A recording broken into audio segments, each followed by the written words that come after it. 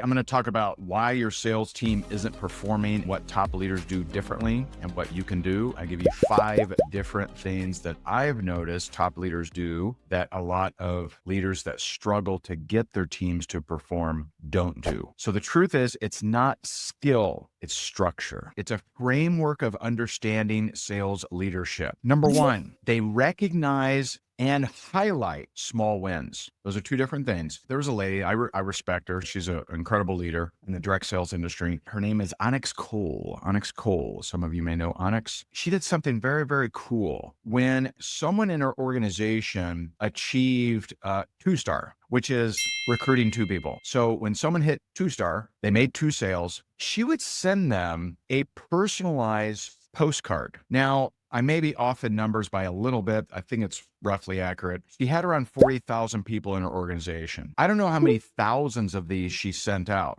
but she sent out a lot of them. I interviewed her many years ago. She told me that people would come up to her years later and say, look, I kept your postcard. It's what gave me so much hope. And I thought it was so cool, awesome. Most leaders don't take the time to even bother with the small wins in their team. They're like, oh, okay, you got 2 people. Great. You made 2 sales. Whoopsie-doo. But it's that kind of recognition that can keep someone going to become the big stories. What's the difference between recognize and highlight? Recognize is you reach out to the individual, way to go, Hercules, right? Kudos. You give them some love for the small win. Highlight would be you actually tell other people about them. When I was the number 1 income earner of a direct sales company, we used to run a weekly team call. Sometimes we would have, multi-million-dollar earners on there. Sometimes we would have, people that just hit the top rank. Sometimes we would have people that just are crushing it. Our most listened to call is when my friend Linda out of the UK got her first 2 sales after being in for 2 years. Now, why don't sales leaders think that way? Because sales leaders are thinking like they think. It's more powerful to think how others think. Get a lot of people doing a little. Get a lot of people doing a little. So recognize, individualization, highlight, tell other people about the small wins. That's number 1.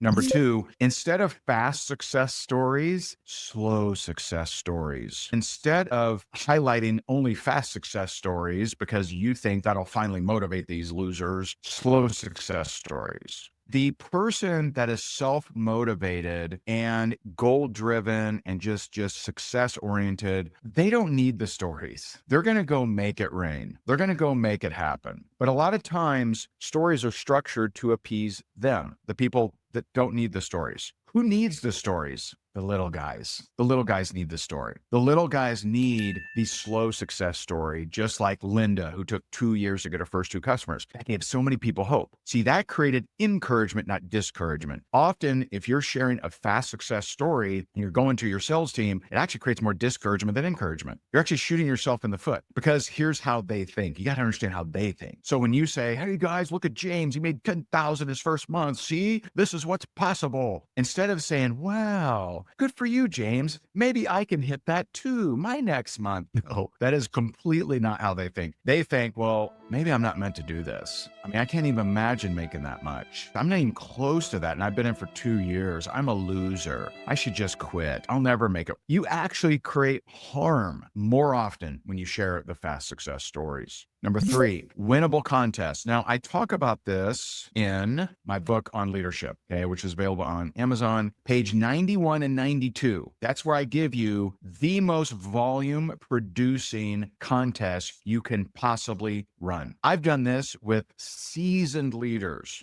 I remember my friends, Mary and Seamus out of Ireland. They were top earners. They had been in for 5 years and their team was just kind of stagnant. And I said, hey, run this contest. They run the contest. They generated the most volume they'd ever generated in 5 years of business. And that is not unique. I've had multiple leaders run the play, just execute what I talk about on page 91 and 92 of the leadership book, and it creates massive volume. Why? Because most contests are designed for the 5%ers. It's designed for the people who are success-oriented, who are making it happen already. Most contests have a first, second, and third. But as soon as you only have a first, second, and third, what that does is most people think, why bother? I can't beat Jasmine. I can't beat Julie. I can't beat Tiffany. They're clearly going to beat me. So why bother? You actually take someone who might have taken action and you'll set them to inaction. They'll put their little button to inaction. So you'll have someone who may have been fired up, who may have been prepared to make this their best month ever, and they'll see the contest and be like, forget it. No.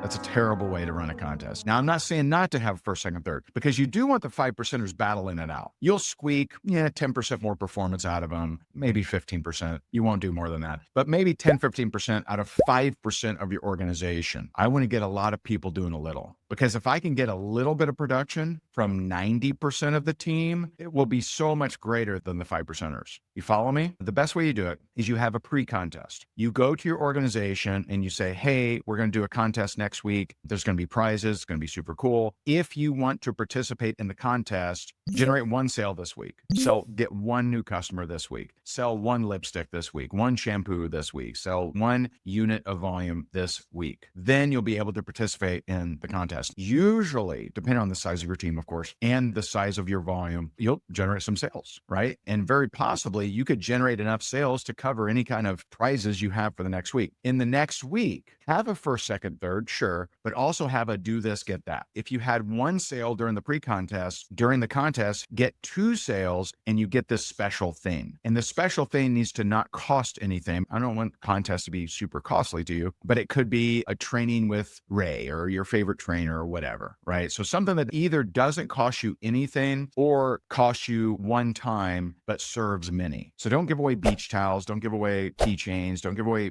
things that cost you per unit, because there may not be that much volume into sales, but you want to do it in a way that gives everyone a shot. That's a complete game changer right there. That's number 3. Number 4, use the word if. Use the word if. Most sales teams, there are people that want to make it rain, and that's about 5%. About 5% want to make $25,000 or more a month. The rest varies, right? There's 10, 15% that want to make $2,000 to $3,000 a month. And there's a whole bunch of people that want to make a few $100 a month. And there's even people that don't even care to make money. They just like being part of the group. The problem is most people who are doing the training are 5%ers, and they speak like they're speaking to 5%ers. And they think that their job is to drive their insane goals into everyone around them. And I used to do this. I made every mistake around this. I remember getting on a team call and I'm like, hey, if you're not prospecting 10 a day, what's wrong with you? And all my 5%ers were like, dude, that was fire, man. That was awesome. But I noticed people left. The team shrank that day. Eventually, you learn that there are some people that will stick around for 20 years that just don't have big goals. They'll buy product. They'll make a sale every once in a while, possibly. Making big money just isn't their deal. However, if you speak to them as if they should want to make big money, they'll leave. Think about Planet Fitness, right? So Planet Fitness, I don't mind it. It's not like my cup of tea, but if you go there, they have a lot of welcoming language. It's, no judgment zone and all this stuff. Imagine the person wanting to get in a little bit of shape and they're pretty out of shape, but they go to Venice Beach Gold's gym where it's all bodybuilders and it's all people ripped to shreds and it's all, humongous weights and everything. They wouldn't feel right. They go there, they're 300 pounds and they can barely do the stair steps. They would feel out of place. They wouldn't maintain that membership. Same thing. If someone's in an environment where it's constantly, you need to be doing more, then the large percentage of people who don't have high goals, they'll just leave. When you use the word if, it makes it okay. Example, running trainings and saying, hey, if you're here and you have big goals, this next routine is for you. And if you're here and you're just enjoying being part of the group, then we love you, we appreciate you, because there's a lot of volume in people that just plug into the group. And this is why it's so weird, honestly, when the government goes after like a direct sales company because a large percentage of people aren't making the money. Well, a large percentage of people aren't doing the work. I mean, if I take a job as a janitor and I don't do the work, I get let go. Real simple. However, in a commission-based deal, a lot of times you're not let go, you're just not paid because you're not doing the work, right? It's a weird, dynamic. The people that do the work and show up get paid. That's how this works. So using the word if will include more people. And the reason you want to include more people leads me to number 5. Number 5 is you keep people around the campfire. Now, there are some people that teach you got to get a paycheck in their hands right away. You creating that level of intensity sounds good to the leader.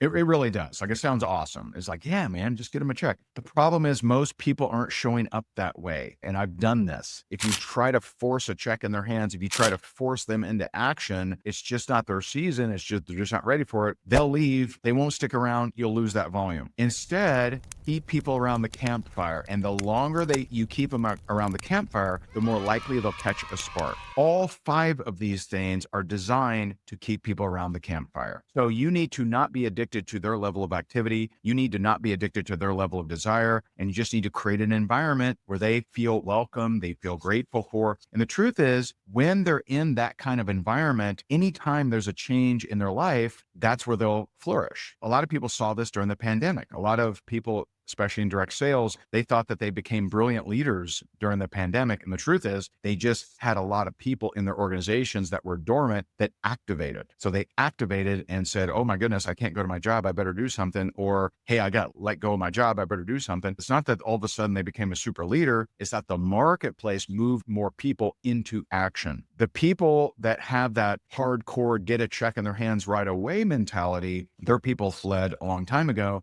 and they joined other companies where they were welcomed. That's where they flourished. That's where they activated. Just to recap. So number 1, recognize and highlight small wins. Number 2, slow success stories, not all fast success stories. Number 3, winnable contests. I talk about on page 91 and 92 of my leadership book. Number 4, use the word if. Number 5, keep people around the campfire. I hope this was helpful and I will see you very soon. God bless you. Bye for now.